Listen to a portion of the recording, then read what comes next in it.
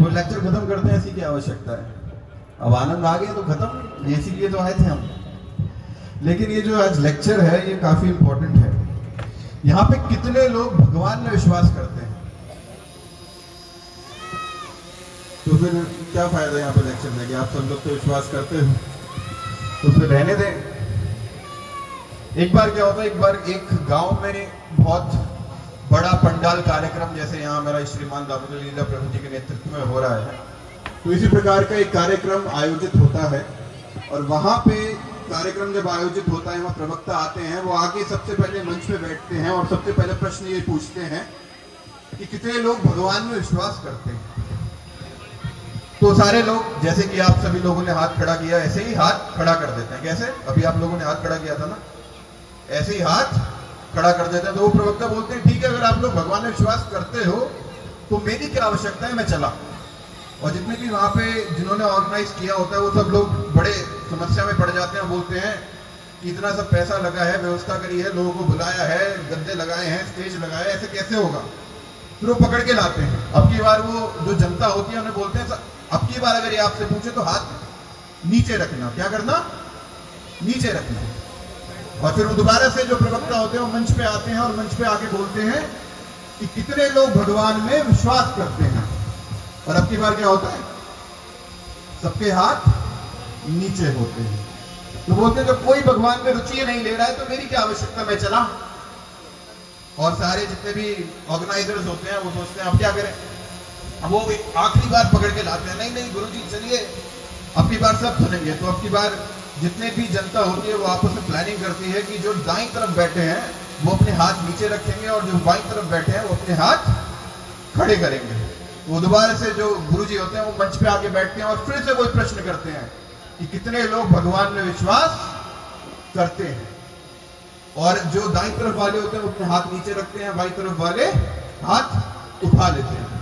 तो बोलते हैं ठीक है, बहुत सिंपल है, जो दाईं तरफ वाले हैं जिनमें भगवान में विश्वास नहीं है वो बाईं तरफ वालों से पूछ ले, वो उन्हें समझा देंगे मेरी क्या आवश्यकता है, मैं चला।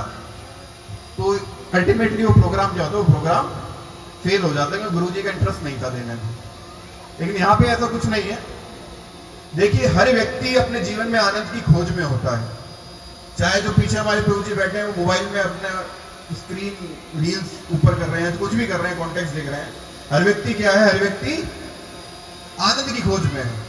चाहे मोबाइल पे स्क्रॉल डाउन करना, चाहे कोई बहुत बेहतरीन व्यंजन खाना, कोई बहुत सुंदर संगीत सुनना, कोई बहुत अच्छा दृश्य देखना, ये क्या होता है? आनंद होता है। हर प्रकार का आनंद होता है। एक रिक्शे वाले से एक बहुत बड़ा व्यापारी, धंधा सेठ, सब क्या है? आनंद की खोज में है। आप यहाँ पे आए हैं, किस लिए आए हैं? कोई भक्त बताना चाहेंगे यहाँ पे किस लिए आए? कोई हाथ खड़ा करके कोई बताना चाहे, वरना मैं उठा के पूछूंगा। फिर बताएंगे कोई यहाँ पे? हाँ, माता जी पीछे। वो तो मैंने भी बताया। वैसे किस लिए आए थे? प्रसाद। प्रसाद भी तो है, प्रसाद भी है ना। ये बात, प्रसाद के लिए भी आए हैं। तो प्रसाद में भी क्या? प्रसाद में भी आनंद है। प्रसाद में भी आनंद, जीवा का आनंद है ना प्रसाद में, है कि नहीं? तो अलग अलग स्तर पे अलग अलग आनंद है। तो इसी के बारे में आज हम यहाँ पे चर्चा करेंगे कि कितने प्रकार के आनंद है और कितने स्तर पे आनंद है और उन आनंद में क्या क्या खामियां हैं और वास्तविक आनंद क्या है। ठीक है, तो आज इसी से ही हम शुरुआत करते हैं। सबसे पहला प्रश्न जो है, जो हमारे बीच में आता है कि आनंद की खोज कर कौन रहा है? कौन कर रहा है आनंद की खोज? आनंद की खोज कर रहे हैं हर जीवात्मा। कौन कर रहा है? हर एक जीवात्मा। कितने योनियां हैं? एक जीवात्मा कितनी योनियों में विचरती है? कोई बताना चाहेंगे? भक्त, मैं चाहता हूं कि थोड़ा इंटरेक्टिव रहे, ऐसा ना रहे मैं बोल के चला गया और कुछ पल्ले ही नहीं पड़ा और फिर आना व्यर्थ हो गया। कितनी योनियां हैं? कोई बताना चाहेंगे? यहां से पूछना चाहूंगा मैं। जो कुर्सी पे बैठे हैं, बहुत आराम से, गर्मी एकदम बनी हुई है यहाँ पे कोई बताना चाहेंगे कितनी योनियां हैं? कितनी? 84 लाख योनियां। प्रभु जी ने बताया 84 लाख योनियां। तो प्रभु जी के लिए एक बार जोरदार तालियां हो जाएंगे हम।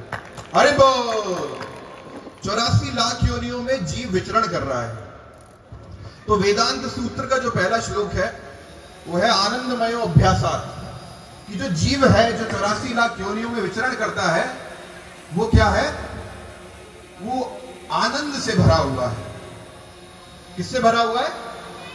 तो विरोधाभास नहीं हो गया कि यहां पे हम चर्चा कर रहे हैं कि आनंद की खोज कर रहे हैं और एक तरफ हम बोल रहे हैं कि जीवात्मा आनंद से भरी हुई है। तो इसे हम इस प्रकार से समझ सकते हैं कि जैसे मान लीजिए सूर्य है। सूर्य अगर आप दिन में उसे अपनी नंगी आंखों से देखोगे तो देख पाओगे? कोई बादल ना हो, नहीं देख पाएंगे ना, उसका प्रकाश इतना उज्जवल होता है कि हम देख ही नहीं पाएंगे। लेकिन जैसे ही उसके सम्मुख बादल आ जाते हैं तो उसका प्रकाश धीरे धीरे धूमिल पड़ने लगता है और हम क्या करते हैं, उसे देख पाते हैं। उसी प्रकार से जो जीवात्मा होती है जब वो भगवान के धाम में होती है तो वो आनंद से भरी होती है, सच्चिदानंद, सत चित और आनंद। लेकिन जैसे ही वो इस भौतिक जगत में आती है और पंच महाभूत से बनी त्वचा देह को स्वीकार करती है तो ही वो अपने अंदर का जो आनंद होता है वो उसे विस्मरण हो जाता है। समझ में आ रहा है आपको? आ रहा है आपको? अगर समझ में आ रहा है तो हाथ खड़ा कीजिए। आ रहा है? प्रभु जी आ रहा है? यहाँ पे कई प्रभु जी को शॉल से हाथ बाहर निकालना पड़ रहा है, ठंड बहुत हो रही है, मुझे भी ठंड लग रही है ठंड बहुत जबरदस्त हो रही है यहाँ पे, है ना। और बहुत आश्चर्य की बात है कि इतनी ठंड में आप लोग यहाँ पे बैठे हो। लोग अपने घर में हीटर चला के बैठे हैं आराम से। तो हमने यहाँ देखा कि आनंद की खोज कौन कर रहा है? हर व्यक्ति कर रहा है आनंद की खोज। चाहे एक व्यक्ति मर्सिडीज में बैठ के जा रहा हो वो भी आनंद की खोज कर रहा है, एक रिक्शे वाला रिक्शा चला रहा हो वो भी आनंद की खोज कर रहा है।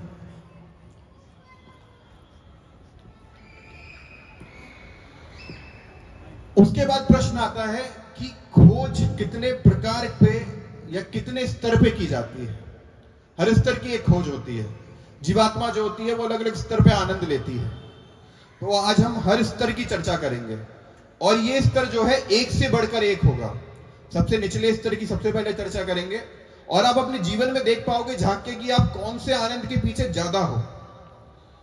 ये जब मैंने लेक्चर पहली बार इसके बारे में सुना था तो मेरा जीवन परिवर्तित हो गया। तो अगर आप ध्यान से सुनिएगा, अगर आप इस आनंद को ध्यान से सुनेंगे तो आपका जीवन परिवर्तित हो सकता है। तो जीवात्मा जो है वो कितने स्तर पे आनंद की खोज करती है। सबसे नीचे का स्तर कौन सा हो गया? सबसे निचला स्तर जो है, क्या लिखा है सामने? सेंसुअल मतलब इंद्रियां। कितनी इंद्रियां है हमारी? कितनी है? 5 इंद्रियां। आंखें, नाक, कान, जीवा और त्वचा। 5 इंद्रियां हो गई। देखो आगे के बच्चे कितना उत्साहित हैं। 5 इंद्रियां होती है। जो इन इंद्रियों के माध्यम से जो आनंद लिया जाता है उसे क्या कहते हैं? इंद्रियों के स्तर का आनंद, सेंसुअल प्लेजर। कौन सा आनंद? इंद्रियों के स्तर का। उससे ऊंचा आनंद कौन सा होता है? उससे उच्च स्तर का आनंद कौन सा हुआ? मेंटल। मेंटल मतलब नहीं, पागल नहीं पागल नहीं, बच्चे एज इट इज ट्रांसलेट कर देते हैं चीज को, है ना। मेंटल मतलब माइंड का। कौन सा? मन का। मन का आनंद हो गया। हाँ, माइंड का। प्रभु जी ने बताया माइंड का आनंद। प्रभु जी बड़े बहुत एकदम गौर से सुन रहे हैं पूरे लेक्चर को। तो प्रभु जी ने बताया कि कौन सा आनंद होता है इंद्रियों से ऊपर? मन का। इसके बारे में अभी बहुत गहन चर्चा करेंगे हम लोग, अब इंतजार कीजिएगा, बहुत ही अच्छा होने वाला है पूरा सेशन। तो मन के स्तर से ऊपर कौन सा आनंद हो गया? आप बताएंगे? आपको क्या लगता है मन से ऊपर कौन सा आनंद होगा? कौन सा? इंटेलेक्चुअल। इंटेलेक्चुअल मतलब मन से ऊपर बुद्धि, बुद्धि का आनंद। जैसे कई बचपन में हम कई बड़े बड़े मैथमेटिकल प्रॉब्लम सॉल्व करते थे, अगर कोई भी, हमने जैसे अकाउंट से हूं, अगर मैं कॉमर्स बैकग्राउंड से हूं, तो मुझे ध्यान है अगर कोई बैलेंस शीट मिल जाती थी अकाउंट्स में तो बड़ा एक किक मिलती थी, तो बड़ा अच्छा लगता था कि चलो इतने 1 घंटे की मेहनत सफल हो गई। तो ये है बुद्धि के स्तर का आनंद। बुद्धि से ऊंचा कौन सा आनंद होगा? बुद्धि से ऊंचा कौन सा आनंद होगा? कोई बता सकते हैं?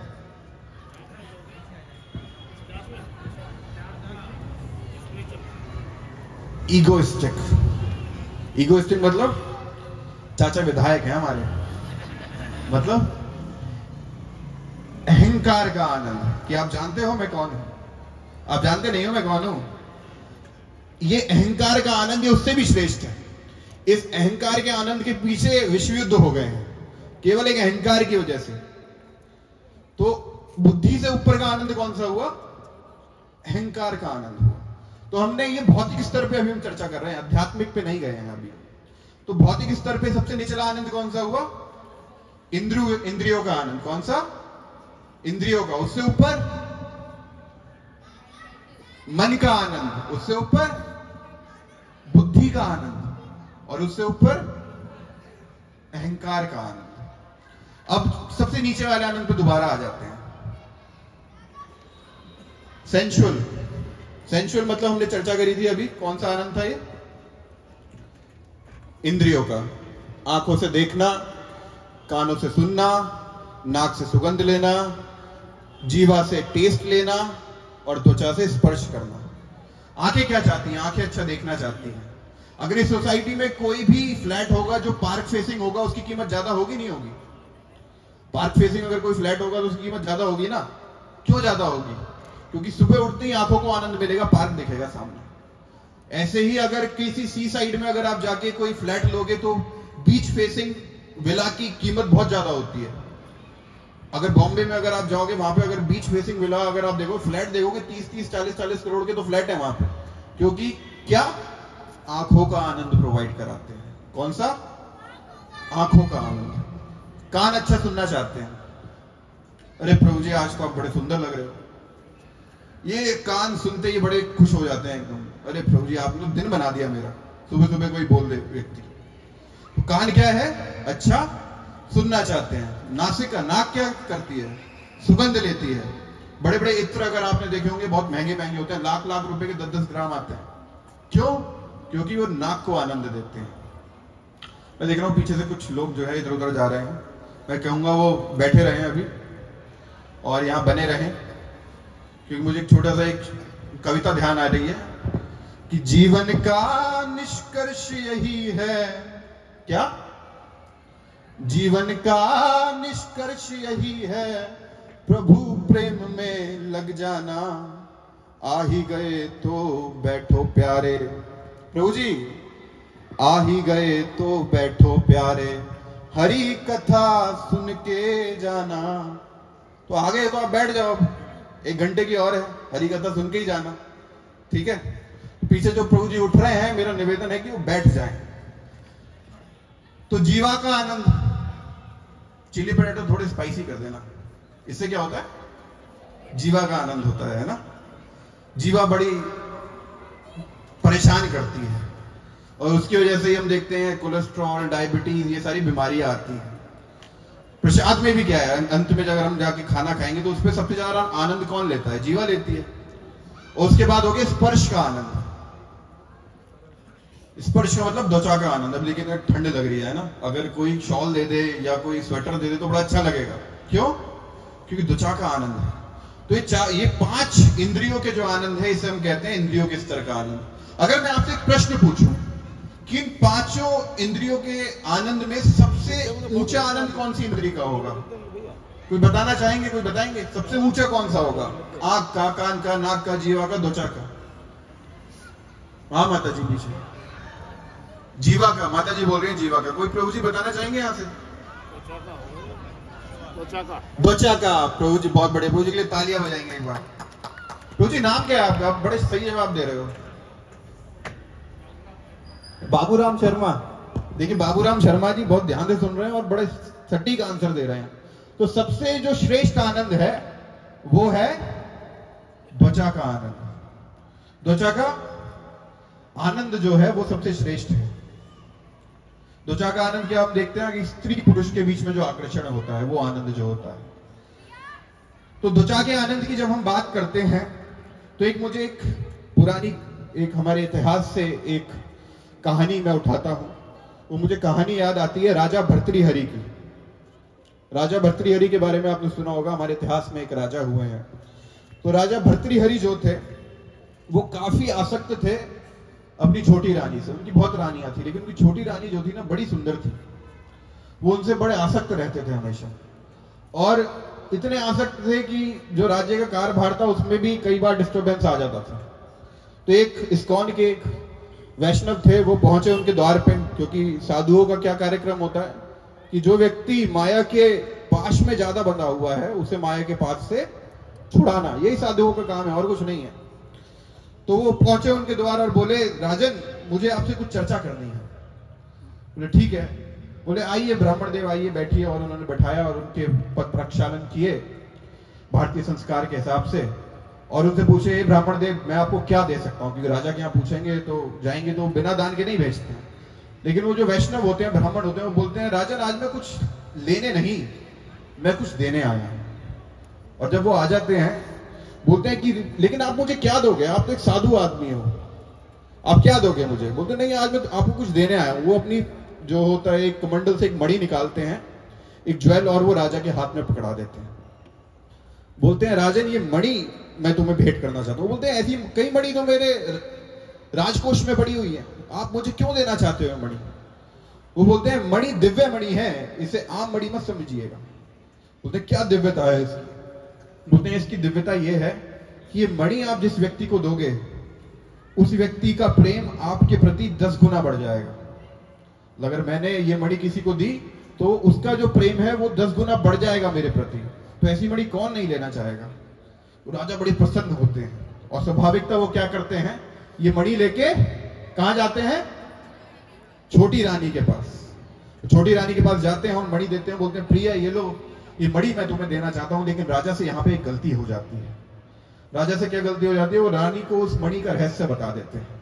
बोलते हैं मणि मुझे एक ऋषि ने दी है और ऋषि ने मुझे बोला है ये मणि उसको ही देना जिसे तुम सबसे ज्यादा प्रेम करते हो, क्योंकि ये मणि तुम जिसको दोगे उसका प्रेम तुम्हारे प्रति 10 गुना बढ़ जाएगा।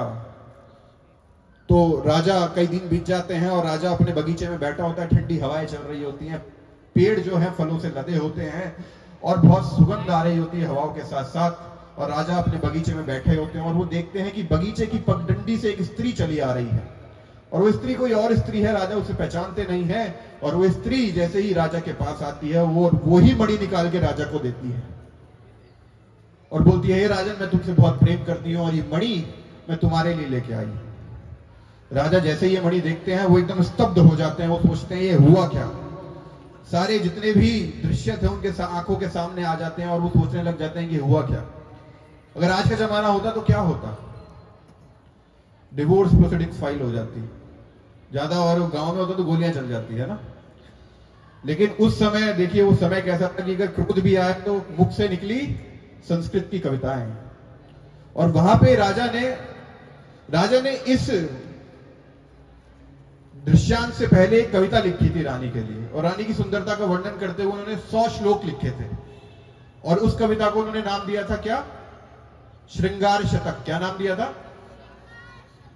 और उसके बाद जब राजा को पता चला उन्होंने एक और कविता लिखी और उसे भी उन्होंने 100 कविताओं में 100 श्लोकों में लिखा, और उसका क्या नाम दिया, वैराग्य शतक। क्या, फ्रॉम श्रृंगार टू वैराग्य। और उसकी एक पंक्ति है, वो छोटी सी पंक्ति मुझे याद है, वो मैं सुनाना चाहूंगा। या चिंतयामि सततम मयि सा विरक्ता, साचान्य इच्छत जन अन्यो न रक्ता, अस्मत् कृते च परितुष्यति काचिदन्या, धिक्ताम च मदनम चैमाम च माम च। समझ में आई आपके संस्कृत क्या बोल रहे हैं यहां पे राजन। या चिंतयामि सततम, जिसके चिंतन में मैं हमेशा था, सततम हमेशा, मयि सा विरक्ता, और मुझसे क्या थी, बिल्कुल विरक्त थी। सचान्य इच्छत जन, उसकी इच्छा में क्या था, अन्यो न रखता, कोई अन्य व्यक्ति था। अस्मत् कृते च परितुष्यति काचिदन्या। इस प्रकार से मणि एक व्यक्ति से दूसरे व्यक्ति को, दूसरे व्यक्ति से तीसरे व्यक्ति को, तीसरे व्यक्ति से चौथे व्यक्ति को जाती रही। अस्मत् कृते च परितुष्यति काचिदन्या धिक्ताम च, धिक्कार है इस इन सब पे। धिक्ताम च मदनम च, धिक्कार है कामदेव पे, मदन क्यूपिड। धिक्ताम च मदनम च इमाम च, धिक्कार है इस पूरे एपिसोड पे जो घटा। एंड माम च, धिक्कार है मुझे खुद पे कि मैं इतना आसक्त हो गया। तो ये राजा भर्तृहरि की एक कहानी थी।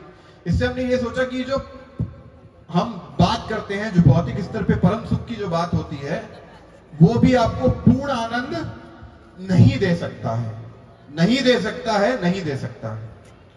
तो भर्तृहरि ने उसके बाद 100 श्लोक लिखे और उसका नाम क्या था? वैराग्य शतक। इससे ऊपर चलते हैं। उसके बाद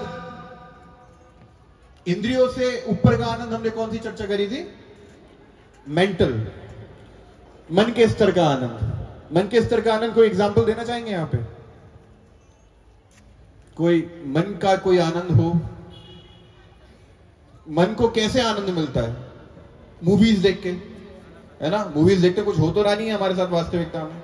एक व्यक्ति, घिसा पिटा व्यक्ति मूवी थिएटर में जाता है और वो सामने हीरो को देखता है कि वो इतने सारे लोगों के साथ नाच रहा है और लोगों को गोलियां मार रहा है। वो सोचता है मैं खुद हूं, और वो आनंद लेता है। या फिर और कैसा आनंद हो गया? गाना गाने वाला तो आनंद नहीं हुआ, वो तो एक अलग ही तरह का आनंद हो गया। वो आप कानों का भी अगर आप उसे आनंद समझो तो वो भी हो सकता है, इंद्रियों के स्तर का ही हुआ। गेम्स, जब हम खेल देखते हैं, ठीक है, इंडिया पाकिस्तान का मैच होता है, इंडिया पाकिस्तान का मैच देखा हमने T20, उसमें बड़ा आनंद आता है। कई लोग हार्ट अटैक हो जाता है, कई लोगों को, अगर बहुत ज्यादा जो है एकदम थ्रिलिंग मैच हुआ तो ये जो आनंद होता है, ये कौन से स्तर का आनंद होता है? मन के स्तर का आनंद। एक बार मुझे ध्यान है, एक बार हम लोग बैठे हुए थे और हम फुटबॉल देख रहे थे, और फुटबॉल मैच चल रहा था। एक मित्र आता है हमारा और वो बोलता है कि ये जो फुटबॉल मैच चल रहा है, इसमें इतने सारे लोग एक फुटबॉल के पीछे क्यों भाग रहे हैं?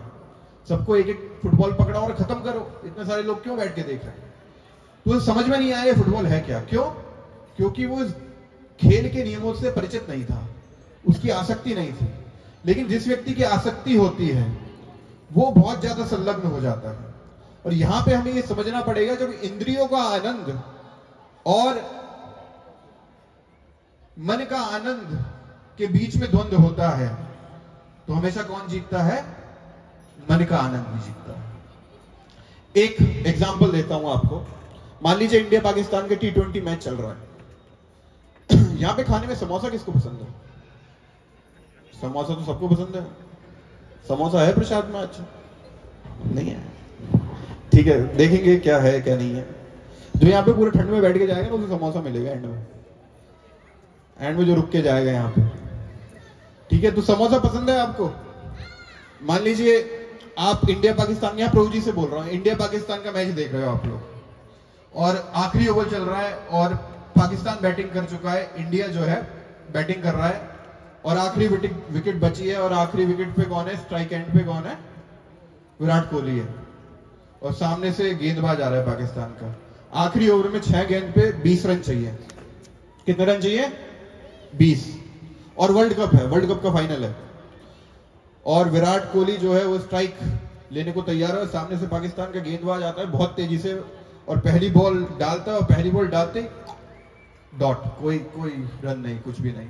अब 5 गेंद बची हैं, और कितने रन चाहिए? कितने रन? 20। अब दूसरी गेंद आती है, दूसरी गेंद पे विराट कोहली आगे बढ़ता है और एक पुल शॉट मारता है, और बॉल सीधा बाउंड्री से बाहर, 6 रन। अब 4 बॉल बची है, कितने रन चाहिए? कितने रन चाहिए? 14 रन चाहिए। तीसरी गेंद आती है, तीसरी गेंद पे भी डॉट, कोई रन नहीं। अब 3 बॉल बची हैं और कितने रन चाहिए? 14 रन चाहिए। अब चौथी बॉल आती है, चौथी बॉल पे एक छक्का लगता है, लोगों की धड़कनें थमती हैं थोड़ी। उसके बाद अब कितने रन हो चुके हैं? 12। अब कितने रन चाहिए 2 बॉल पे? 8। अब एक और 5वीं बॉल आती है, 5वीं बॉल जैसे ही आती है, विराट कोहली दोबारा से आगे बढ़ता है और एक चौका लगा देता है। अब कितने रन हो गए? 16। और अब आखिरी गेंद है। आखिरी गेंद पे कितने रन चाहिए? 4 रन जीतने के लिए चाहिए। और जैसे ही आखिरी गेंद आती है, जैसे ही पाकिस्तान का गेंदबाज आता है, आपकी वाइफ और आपकी माँ बीच में आती है, ये लो जी समोसा खा लो, समोसा खा लो। आप क्या करोगे? क्या करोगे आप लोग? नहीं, अभी हटाओ इसे, अभी हटाओ। क्यों? क्योंकि इस समय, इस क्षण क्या है? इस क्षण इंद्रियों के आनंद के बीच और मन के आनंद के बीच द्वंद्व है। और आप किस आनंद को प्रेफरेंस दे रहे हो? मन के आनंद को दे रहे हो। मैं यहां पे आवश्यकताओं की बात नहीं कर रहा। कोई बोलेगा प्रभु जी अगर कोई 15 दिन से भूखा है तो, अरे वो आवश्यकता है, आनंद नहीं है। मैं यहां आनंद की बात कर रहा हूं। अगर आनंद के स्तर पर जाओगे तो मन का आनंद हमेशा हावी होता है इंद्रियों के आनंद पर। और मन के आनंद से ऊपर हमने कौन सी चर्चा करी थी? इंटेलेक्चुअल, बुद्धि का आनंद। बुद्धि का आनंद जब हम बात करते हैं, चेस मैचेस हमने देखा है, चेस में एक बोर्ड के इस तरफ एक व्यक्ति बैठा है, एक बोर्ड के इस तरफ व्यक्ति बैठा है, और वहां पे जो दोनों व्यक्ति हैं वो 3-4 घंटे तक बैठे रहते हैं और दुनिया को समझ नहीं आ रहा क्या चल रहा है, लेकिन उन दोनों को कुछ तो रस मिल रहा है, तभी तो बैठे हुए हैं। या फिर मैथमेटिकल प्रॉब्लम्स हो गई, इंटीग्रेशन, डिफरेंशिएशन, ट्रिग्नोमेट्री, ये जब प्रॉब्लम सॉल्व करते हैं तो आनंद मिलता है नहीं मिलता? मिलता है ना आनंद। एपीजे अब्दुल कलाम, इनकी एक ऑटोबायोग्राफी है जिसका नाम है विंग्स ऑफ फायर। वो सब लोगों को पढ़नी चाहिए, काफी अच्छी बुक है। गीता भी काफी अध्ययन किया है डॉक्टर एपीजे अब्दुल कलाम ने। इन्होंने जब पीएसएलवी, जीएसएलवी, सब जितने भी रॉकेट लॉन्च करने की तकनीक है भारत को, वो इन्होंने मुहैया कराई। और उसके बाद अग्नि सीरीज जो हम देखते हैं, अभी अग्नि 5 का लॉन्च हुआ, जिसकी रेंज लगभग 8000 किलोमीटर तक है। पूरे चाइना को, रशिया को हमने अपनी जद में ले लिया है। तो उसका जितने भी अगर हम देखें सृजनकर्ता वो कौन थे? Doctor APJ Abdul Kalam. इनकी पूरी जीवन बीत गया। और एक बार ये प्रेस कॉन्फ्रेंस में बैठे हुए थे, और प्रेस कॉन्फ्रेंस में जब ये बैठे हुए थे तो वहां पे एक व्यक्ति ने, एक जर्नलिस्ट ने इनसे पूछा, कलाम साहब एक प्रश्न है मेरा आपसे। उन्होंने बोला क्या प्रश्न है आपका? उन्होंने बोला मेरा प्रश्न है कि आपने शादी क्यों नहीं की? कलाम साहब कहते हैं अरे क्या बात करूं, मुझे तो अभी ध्यान आया कि मैंने शादी नहीं करी, इससे पहले तो मैंने सोचा ही नहीं।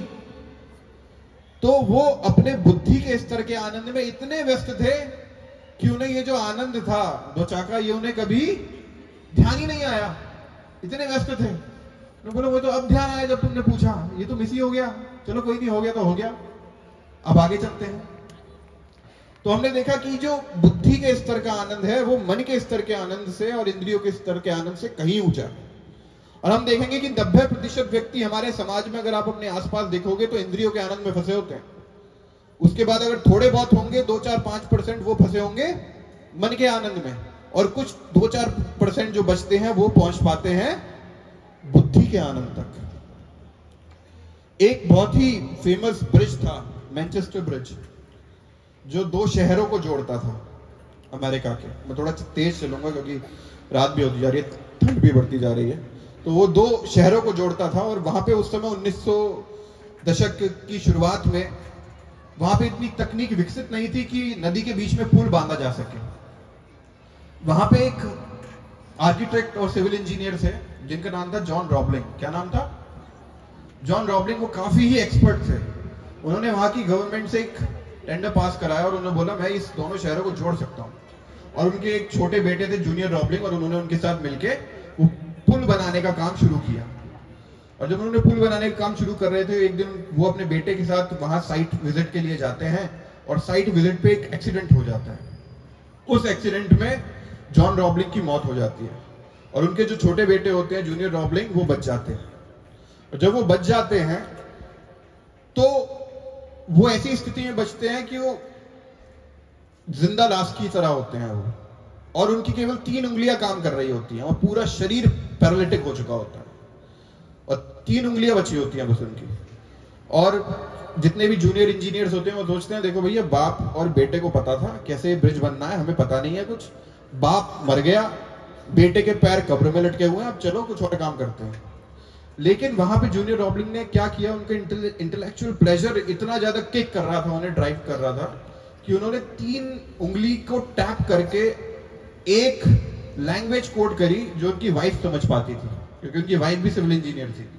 और वो अपनी वाइफ की हाथ पे टैप करते थे उससे, और वो आगे डायरेक्ट कर पाते थे कि ये ब्रिज का निर्माण कैसे होगा, और वो डिकोड करके उस लैंग्वेज को आगे जूनियर इंजीनियर्स को बताती थी।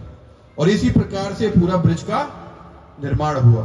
तो एक व्यक्ति के जिसके सारे सेंसेस खराब हो चुके हैं, पूरी शरीर खराब हो चुका है, लेकिन वो एक चीज की वजह से जीवित है, क्या?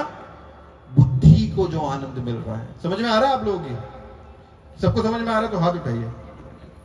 ठीक है, ये तो अच्छी बात है, वरना अभी हम लेक्चर बंद करना पड़ता। अगर ज्यादा ठंड लगेगी तो लोग अब की बार हाथ ही नहीं उठाएंगे, बोले चलो जी चलो। कई बार हिमालय पे भी चढ़ जाते हैं, उसके बाद बोलते हैं ईगोइस्टिक प्लेजर। तो इंटेलेक्चुअल से ऊपर कौन सा आया? ईगोइस्टिक, अहंकार का प्लेजर। जब हम बताया था कि चाचा विधायक है हमारे, कई लोग बोलते हैं है ना, गाड़ियों पे बड़े बड़े सरनेम लिखवा लेते हैं, ये वो फलाना ठिकाना, मैं नाम नहीं लूंगा। और उससे क्या होता है, एक अहंकार को किक मिलती है कि मैंने माउंट एवरेस्ट चढ़ गया। अरे माउंट एवरेस्ट चढ़ने की वजह से नहीं चढ़ा, माउंट एवरेस्ट चढ़ के दुनिया को दिखाना इस वजह से चढ़ गया। दान दिया इस वजह से नहीं दिया कि दान देना था, दान इस वजह से दिया कि मेरी वीडियो वायरल हो जाए। क्यों? क्योंकि अहंकार का आनंद बहुत बड़ा है, ये बुद्धि से भी ऊंचा है। बड़े बड़े राजा महाराजा इस आनंद में बड़े बड़े युद्ध कर देते हैं।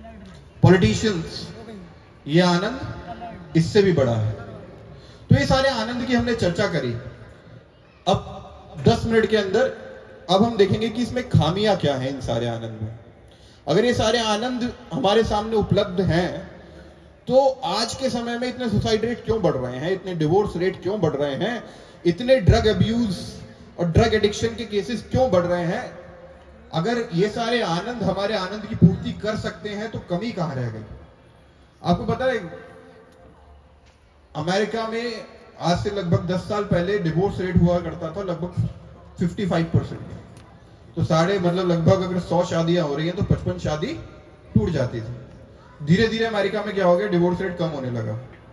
तो बोला ये क्या हो गया, तो बिल्कुल कल्चरल रेवोल्यूशन आ रहा है। लेकिन जब रिसर्च करी गई तो पता चला कि अब लोग यहाँ शादी नहीं कर रहे हैं, तो इस वजह से डिवोर्स हो ही नहीं रहा है।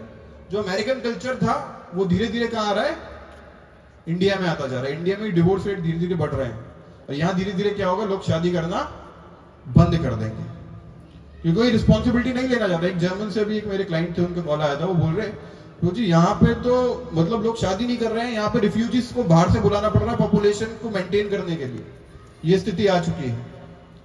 तो जब इतने सारे आनंद के बाद भी व्यक्ति दुखी है, इतनी सारी समस्याएं हमारे समाज में देखने को मिलती हैं, तो चलो पेरिस चलते हैं। पेरिस क्यों चलते हैं? क्योंकि पेरिस के माध्यम से हम समझेंगे कि इन सारे आनंद में समस्या क्या है। क्या आप मुझे 10 मिनट और दे सकते हैं कंक्लूड करने के लिए? दे सकते हैं आप लोग? भाई बोल, जो नहीं देना चाहता वो हाथ उठाएं। हैं? प्रभु जी बोल रहे 20 ले लो जी। 10 की क्या बात करी आपने, बड़े दयालु लोग हैं यहाँ के। तो फॉर्च्यून रेजिडेंसी में मेरा फॉर्च्यून खुल गया आगे। ठीक है, पेरिस। तो पेरिस ये मैंने एक वर्ड कॉइन किया है, PARIS, जिससे हम समझ सकते हैं कि क्या क्या खामियां हैं। तो P in the term Paris stand for क्यों, क्या लिखा है सामने? पेनफुल। बहुत पेन है जी इसमें। जितने भी आनंद है ये किससे भरे हुए हैं? दर्द से। यही संस्पर्श जा भोगा दुख यो नयते आद्यंतवंत कौन्तेया नातेषु रमते बुधा। क्या बोल रहे हैं भगवान? यही संस्पर्श जा भोगा। अर्जुन, ये जो इंद्रियों और इंद्रिय वस्तु के बीच में आकर्षण से जो आनंद उत्पन्न होता है, यही संस्पर्श जा भोगा। भोग दुख यो नयते, यही क्या है? दुख का कारण है। आद्यंतवंत कौन्तेया, क्यों? क्योंकि इसकी एक शुरुआत है और एक अंत है। नातेषु रमते बुधा, और जो बुद्धिमान व्यक्ति है वो इसमें रमता नहीं है।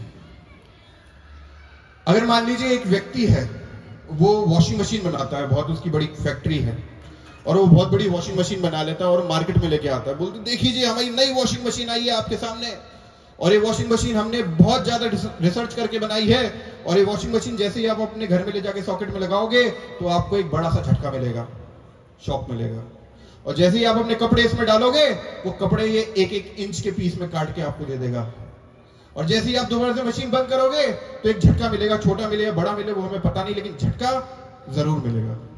तो कितने लोग ऐसी मशीन को खरीदना चाहेंगे अपने कपड़े धोने के लिए? कोई खरीदना चाहेगा यहाँ पे? नहीं खरीदना चाहेगा ना, क्योंकि जो मैन्युफैक्चरर है उस मशीन का वही बता रहा है कि इससे दुख मिलने वाला है। और यहाँ पे भगवान बता रहे हैं मामुपेत्य पुनर्जन्म दुखालयम शाश्वतम, कि अर्जुन ये जो जगत है ये दुखालयम है। दुखालयम मतलब दुखों का आलय, जैसे पुस्तकालय होता है ना, पुस्तकों का आलय, उसी तरह दुखों का आलय। अशाश्वतम, शाश्वत नहीं है, परमानेंट नहीं है, टेम्परेरी है, सब कुछ खत्म हो जाएगा, या तो बीमारी ले जाएगी, कोरोना ले जाएगा, या फिर समय ले जाएगा उस व्यक्ति को हमारे से दूर, कुछ भी शाश्वत नहीं है यहाँ पे। तो वही सबसे बड़ा मूर्ख व्यक्ति है जो इस जगत में आनंद ढूंढ रहा है, वास्तविकता में आनंद है ही नहीं। अगर इस एटीट्यूड से अगर हम जिएंगे कि आनंद ही मिल कैसे गया, और आनंद मिलने पे अगर हमें आश्चर्य होगा, तो वास्तविकता में हम जी पाएंगे, अन्यथा हम नहीं जी पाएंगे, क्योंकि आनंद है ही नहीं। जो मैन्युफैक्चरर है भगवान खुद बता रहे हैं, भगवान बताते हैं कि मैं अध्यक्षेन प्रकृति सूयते सचराचरम, मेरी अध्यक्षता में प्रकृति कार्य कर रही है, मैं सब कुछ कर रहा हूं, मरा मता पराक्रम नान्यत, मुझसे पर कुछ है ही नहीं, मैंने ही निर्माण किया है इस पूरी सृष्टि का। वही बता रहे हैं कि पेनफुल है। और दूसरा अल्फाबेट कौन सा आता है पेरिस में? ए फॉर एडिक्टिव, लत लग जाती है, व्यक्ति को लत लग जाती है। लत कैसे लगती है? किसी भी आनंद में अगर आप ज्यादा लेने का प्रयास करोगे तो क्या होगा? आपको लत लग जाएगी। भगवत गीता के 2 श्लोक हैं, दूसरे अध्याय का 61वां श्लोक और 62वां श्लोक। उसमें भगवान बता रहे हैं कि ध्यायतो विषयं पुंसा संगस्तेषु उपजायते संगात संजायते कामा कामा क्रोध अभिजायते। क्या बता रहे हैं भगवान 61वें श्लोक में दूसरे अध्याय के? ध्यायतो विषयं पुंसा। पूरे देखिए भगवान पूरा प्रोसेस बता रहे हैं कि एक व्यक्ति कैसे माया के पाश में फंसता है। ध्यायतो विषयं पुंसा, पहले व्यक्ति क्या करता है? ध्यान लगाता है, संगस्तेषु उपजायते, फिर उसका क्या करता है? संग लेने का मन करता है। संगात संजायते कामा, और जब वो संग ले लेता है तो क्या उत्पन्न होता है? काम, लस्ट। जैसे एक व्यक्ति है, उसने देखा उसके साथ मित्र बैठ के रात में पैक लगाते हैं एक, उसने सोचा अरे ये क्या कर रहे हैं, बड़ा मजा आ रहा है इन्हें, तो उसने क्या किया? पहले ध्यान लगाया, फिर ध्याय तो विक्षण पूछा संगस्तेषु उपजायते, उसने संग लिया, चलो जी मैं भी बैठता हूँ आपके साथ 8 PM आज शाम को बैठेंगे। संगस्तेषु उपजायते, संग लिया। संगात संजायते कामा, फिर जब उसने संग लिया तो क्या हुआ? काम उत्पन्न हुआ। कामात क्रोध अभिजायते, और काम की पूर्ति तो नहीं हो सकती, you can not satisfy lust, तो क्या होगा? क्रोध आएगा। फिर भगवान उसके बाद वाले श्लोक में बताते हैं क्रोधात भवति सम्मोहात, सम्मोहात स्मृति विभ्रमा, स्मृति भ्रंशात बुद्धिनाशात, बुद्धिनाशात प्रणश्यति। भगवान क्या होता है? क्रोधात भवति सम्मोहात, जब क्रोध में व्यक्ति होता है तो सम्मोहित अवस्था में पहुंच जाता है, उस समझ नहीं आता क्या सही है क्या गलत। सम्मोहात स्मृति विभ्रमा, और जब वो सम्मोहन करता है तो उसकी स्मृति जो उसने सीखा होता है माँ बाप से, गुरु से, लेक्चर से, आनंद उत्सव से, वो सब स्मृति से उड़ जाता है। स्मृति भ्रंशात बुद्धिनाशा, और स्मृति के भूलने से क्या? बुद्धि जो सही और गलत के बीच में भेद करती है वो बुद्धि का नाश होता है, और बुद्धिनाशात प्रणश्यति, और आत्मा का पतन हो जाता है। तो इसी प्रकार से व्यक्ति एडिक्शन में फंसता है। तो आप देखिए आप कौन से स्तर पे हो, और पहचानिए और पहले ही उससे बाहर आ जाइए। और एस क्या है पेरिस में? क्या है? क्या है एस? आर नहीं, आर आएगा बाहर, PAR, ठीक है। Are for risky. रिस्की मतलब बहुत रिस्क है इसमें, ठीक है। रिस्क फैक्टर जो है बहुत ज्यादा है। रिस्क कैसे समझोगे आप कि क्यों रिस्क है इसमें? ये अगर इस हम आनंद को लेने जा रहे हैं तो क्या रिस्क है इसमें? चलिए एक छोटी सी कहानी इसके माध्यम से हम आपको समझाते हैं। एक पवित्र घोड़े की कहानी सुनाता हूं मैं आपको। सुनना चाहोगे आप ये कहानी? तो ये पवित्र घोड़े की कहानी है। एक बार एक नुमाइश होती है, ऑक्शन लगा होता है। वहां पे एक पवित्र घोड़ा जो है बिक रहा होता है, उसकी बहुत ऊंची ऊंची बोलियां लग रही होती है। कोई लगा रहा है 10 लाख, 20 लाख, 30 लाख। एक व्यक्ति वहां पे जाता है, बहुत धन्ना सेठ, और बोलता है यार ये यहाँ सबसे महंगी चीज कौन सी है? वो देखता है वहां भीड़ है और वहां पे जाके बहुत बोलियां लग रही हैं, और वहां पहुंचता है। वहां पहुंच के देखता है अरे यहाँ तो बहुत ऊंची बोली लग रही है, और वो सबसे ऊंची बोली 50 लाख रुपए बोली लगा के उस घोड़े को खरीद लेता है। और वो जो खरीद के ले जा रहा होता है, जो उसका पुराना मालिक होता है, बोलता है अरे जनाब सुन के तो जाइए, घोड़ा महंगा क्यों है? बोलते हैं हाँ ये तो आपने सही बात करी, बताइए घोड़ा महंगा क्यों है इतना? बोलते हैं घोड़ा जो है ये 21st सेंचुरी का घोड़ा है और ये पासवर्ड से चलता है। तो क्या बात कर रहे हो, पासवर्ड से चलता है? तो हाँ, चना वाला कुछ नहीं खिलाना इसे, पासवर्ड बोलो और दौड़ेगा। तो क्या बोले, क्या पासवर्ड है इसका? बोलते इसका पासवर्ड है थैंक गॉड। क्या पासवर्ड है? क्या पासवर्ड है? Thank God. बोलते हैं और अगर तेज करना है और? बोलता है दोबारा से बोलो थैंक गॉड। तो जितनी बार थैंक गॉड बोलोगे उतना तेज होता चला जाएगा। तो क्या बात है, क्या जबरदस्त घोड़ा दिया आपने, लाओ जी लाओ, और लेके भाग गए। बोलते अरे जनाब रुकिए तो सही, इसे रोकने का पासवर्ड तो सुनते जाइए। बोलते हैं हाँ ये भी आपने बहुत इंपॉर्टेंट बात करी है। बोलते हैं क्या रोकने का पासवर्ड क्या है? बोलते हैं रोकने का पासवर्ड है स्टॉप नाउ। क्या? Stop now. बोलते हैं हाँ ये तो हमें याद ही रहना है, चलो यार घोड़े को टेस्ट ड्राइव पे ले जाते हैं। और जंगल में जाके खड़ा होता है और घोड़े के ऊपर बैठ जाता है और बड़े उत्साह के अपने वैभव के साथ, और वो बैठ के क्या सबसे पहले कौन सा शब्द बोलता है? Thank God. और घोड़ा धीरे धीरे चलने लगता है। और जैसे ही घोड़ा चलता है तो वो दोबारा से बोलता अभी कोई थोड़ा एडवेंचर नहीं आ रहा है, थोड़ा थ्रिल जीवन में नहीं है। तो वो दोबारा से क्या बोलता है? Thank God. और वो घोड़ा धीरे धीरे और तेज से दौड़ लगाने लगता है। बोलते वो दोबारा से बोलता है अभी थोड़ा और स्पीड अप करते हैं। आपने देखा होगा ना, जूम जूम करके बाइक ले जाते हैं लड़के, तो ऐसा ही था वो भी। वो दोबारा से थैंक गॉड बोलता है, घोड़ा और तेजी से दौड़ने लगता है। अब वो रोकने का पासवर्ड भूल जाता है।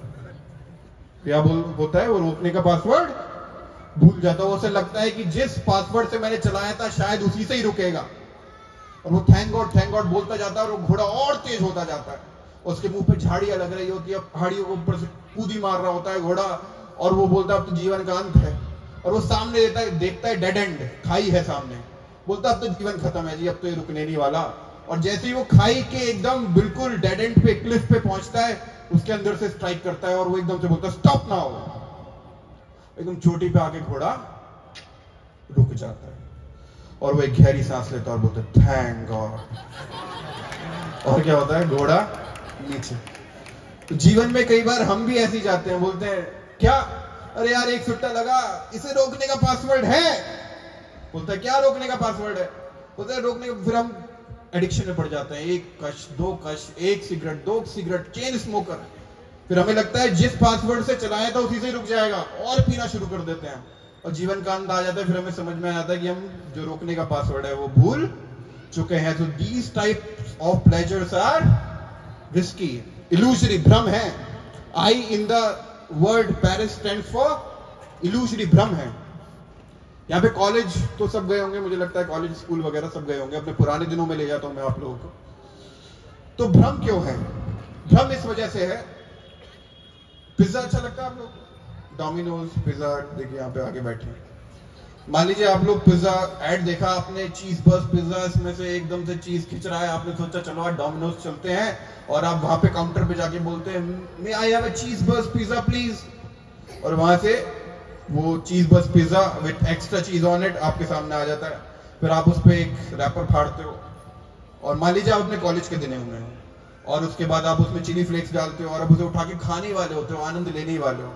एकदम से आपके पीछे का कोई मित्र या सखी कोई भी है आपकी, वो आके आपके कंधे पे हाथ रखता है और बोलता है भाई तुझे पता है यूनिवर्सिटी का रिजल्ट आ गया।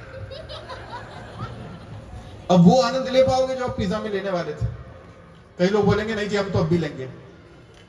वो बोलेगा भाई यूनिवर्सिटी का रिजल्ट आ गया है और तू फेल हो गया है, अब ले पाओगे आनंद? नहीं। बोले कई लोग बोलेंगे, कई लोग बहुत ढीठ होते हैं, बोलते हैं हम तो अब भी लेंगे। बोलते हैं भाई तू तो फेल हो गया, हम सब पास हो गए, आप तो बिल्कुल नहीं ले पाओगे। लेकिन वास्तविकता में अगर उसमें आनंद था उस पिज्जा के स्लाइस में, तो वो उड़नछू कहां हो गया एकदम से? वास्तविकता में आनंद नहीं है, आनंद इधर है और ड्रिल किया जा रहा है एडवर्टीजमेंट्स के माध्यम से, और कुछ नहीं है। केवल यही टीवी पे बड़े बड़े एड्स आ रहे हैं, उसे देख देख के हम खिंचे चले जा रहे हैं इनके आउटलेट्स की तरफ। तो I in the term Paris stand for illusory, और एस आखिरी शब्द जो है वो है स्टेल। पुनः पुनः चर्विता चर्वणा नाम। प्रहलाद महाराज बताते हैं कि च्युइंग द च्यूड, कि एक बार मान लीजिए आपने च्युइंगम खाई और तो थूक दिया और फिर से उठा के दोबारा खाई कभी, बड़ा गंदा सा लगेगा। नहीं ना, बहुत गंदा लगेगा। यही आनंद ले रहे हैं हम लोग, बार बार वही चीज करे जा रहे हैं, उसी में ही बार बार घुसे जा रहे हैं। हमारा क्लिक इंटरनेट पे नहीं रुक पा रहा है, बार बार वही आनंद लिए जा रहे हैं। तो ये आनंद क्या है? एक बासी आनंद है। और पेरिस में उड़ के जाना पड़ेगा, फ्लाई एफ। तो एक और आनंद है फ्लिकरिंग। कभी उतना आनंद हमें मिलेगा और कभी उतना आनंद नहीं मिलेगा। तो ये आनंद फ्लिकर भी करता रहता है। कभी हम सोचेंगे अरे यार आज उतना मजा नहीं आया। होता है ना हमारे जीवन में ऐसा कि आज उस चीज में हमने कोई चीज ऑर्डर करी, हमने बोला जी आज जो है आप छोले भटूरे लगा दो, बोला आज वो बात नहीं थी, आज इतना मजा नहीं आया। तो ये आनंद क्या है? कभी मिलता है और कभी नहीं मिलता है। तो हमने ये सारी चीजें देखी। अब मैं कंक्लूड करूंगा इस लेक्चर को 2 मिनट के अंदर। हमने देखा कि कितने स्तर का आनंद है। सबसे पहले हमने देखा सबसे निचले स्तर का आनंद कौन सा है? सेंसुअल। उससे ऊंचा आनंद कौन सा आता है? मेंटल, मन के स्तर का। उससे ऊंचा इंटेलेक्चुअल, बुद्धि के स्तर का। उससे ऊंचा ईगोइस्टिक, अहंकार के स्तर का। और इस चारों आनंद में क्या क्या खामियां हैं हमने समझने का प्रयास किया। और हमने एक टर्म कॉइन की, पेरिस। और उस पेरिस में हमने पहला अल्फाबेट पी से क्या सीखा कि इसमें क्या खामी है? पेनफुल। क्या है ये? पेनफुल। ए से हमने क्या सीखा? एडिक्टिव है, लत लग जाती है इसकी। आई आर से हमने क्या सीखा? रिस्की है, बहुत रिस्क है इसमें। और हमने पवित्र घोड़े की कहानी भी सुनी। और हमने आई से क्या सीखा? इल्यूजरी, भ्रम है। और एस से हमने सीखा स्टेल, बासी है, बार बार उसी आनंद को ले जा रहे हैं। We have to fly to Paris. तो हमने एफ से क्या सीखा? फ्लिकरिंग। तो जब इतनी सारी समस्या है तो वास्तविकता में आनंद है कहां? अलग अलग लोग अलग अलग धारणाएं दे रहे हैं। एक मुझे एक छोटी सी कविता याद आती है कि क्या? निर्धन कहे धनवान सुखी, धनवान कहे सुख राजा को भारी। निर्धन क्या कह रहा है? जी धनवान सुखी है। धनवान कहता है सुख राजा को भारी, राजा को बहुत सुख है। राजा कहे चक्रवर्ती सुखी, चक्रवर्ती कहे सुख इंद्र को भारी। राजा क्या कहता है? मैं कहां सुखी हूं जी, चक्रवर्ती सम्राट जो है वो सुखी है। और चक्रवर्ती क्या कहता है? मैं थोड़ी ना सुखी हूं, मैं तो धरती पे राज कर रहा हूं। जो इंद्र, जो स्वर्ग के राजा है, इंद्र सुखी है। तो क्या? राजा कहे चक्रवर्ती सुखी, चक्रवर्ती कहे सुख इंद्र को भारी। इंद्र कहे श्री राम सुखी। इंद्र क्या कहते हैं कि असली सुख तो भगवान राम को है। भगवान क्या कहते हैं? सुख मेरे भक्त को भारी। भक्त कहे प्रभु भक्ति तुम्हारी, भक्ति बिना सारी दुनिया दुखारी। तो वास्तविकता में सुख कहां पे है? हरि की भक्ति में है और कहीं नहीं। और वो सुख हमें मिल क्यों नहीं पा रहा अगर इतना इजीली अवेलेबल है? तो वास्तविकता में अगर हम देखें तो टेंशन, एक चाइनीज प्रोवर्ब है, tension is who you think you should be and relaxation is who you are. हमारे मस्तिष्क में हमारी आइडेंटिटी कुछ अलग ही बना दी गई है कि हम एक शरीर हैं। इस जल, पृथ्वी, अग्नि, वायु, आकाश से बना हुए पंच महाभूत का शरीर ही हमारी आइडेंटिटी है। लेकिन वास्तविकता में हमारी आइडेंटिटी क्या है? भगवान गीता में बता रहे ममाई वंशा जीव लोके जीव भूता सनातना, कि आप सब मेरे ही अंश हो अर्जुन। और जब हमें ये समझ में आ जाए कि हम भगवान की अंश है और भगवान की सेवा में ही वास्तविक आनंद है, तो हम वास्तविक आनंद ले पाएंगे। और भगवान भगवत गीता के 18वें अध्याय के 37वें श्लोक में बताते हैं, that which is in the beginning may be just like poison but at the end is just like nectar and which awakens one to self realization is said to be happiness in the mode of goodness। शुरू में तो जहर के समान लगेगा यह आनंद, लेकिन बाद में क्या होगा? अमृत के समान मीठा होगा, क्योंकि ट्रेन करने में खुद को समय जाता है। और जो भौतिक आनंद है शुरू में तो क्या होगा? अमृत के समान लगेगा, लेकिन बाद में विष बन जाएगा। तो अगर आपको वास्तविक आनंद जानना है तो बाकी जो दामोदर लीला प्रभु के और प्रोग्राम्स हैं उसमें आप जुड़ सकते हैं, इस्कॉन मंदिर आ सकते हैं। तो इसी के साथ ही हम ये सेशन यहीं पे खत्म करेंगे और मंत्र मेडिटेशन के बारे में भी और आप बाकी भक्तों से पूछ सकते हैं। तो इसी के साथ बहुत बहुत धन्यवाद। अगर आपके कोई प्रश्न है